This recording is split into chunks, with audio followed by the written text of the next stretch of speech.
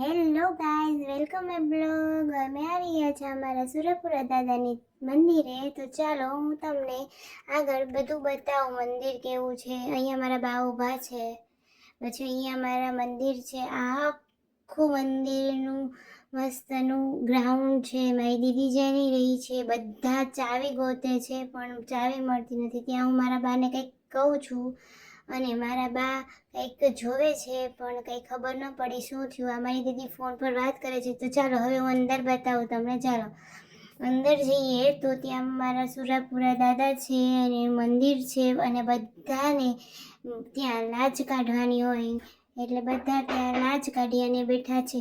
અને મારા દાદા ત્યાં શ્રીફળ વધારવા બેસી ગયા છે અને હું મારા દાદા પાસે બેસી ગઈ છું. આ બધા ત્યાં બેસી ગયા છે અને દીવો કરે છે મારા દાદા. પછી શ્રીફળ વધારશે અને આગળની વાત ચાલશે. હું ત્યાં મારી મમ્માની સામે જોઉં છું ને વિડીયો ઉતારે છે તે, અને હું ત્યાં દાદાને જોવાનું કહું છું. એટલામાં મારો ભાઈ અંજલિ દીદીને ખોળામાં બેસી ગયો છે અને મારા બા ઘી જે લેવા હોય દિવેલ, એ દિવેલના ડબરામાં ભરે છે. ત્યાં પ્રતીક્ષા કહે છે કે દીદી મને ભૂખ લાગી છે. અને પછી દાદાએ અગરબત્તી કરી, ધૂપ કરી અને હવે દાદાને શ્રીફળ અડાડી અને જોરથી શ્રીફળ ફોડશે.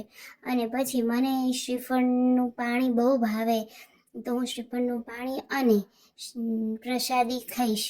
આ શ્રીફળ વધાર્યું મારા દાદાએ. હું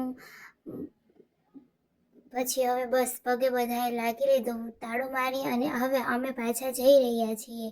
ચલો આ બધા ધીમે ધીમે પાછા જઈ રહ્યા છે. તો થેન્ક યુ ગાઈઝ. આ મારો બ્લોગ કેવો લાગે તે કમેન્ટ્સમાં બતાવજો. ફરી મળશું બીજા બ્લોગમાં. Thank you, bye bye.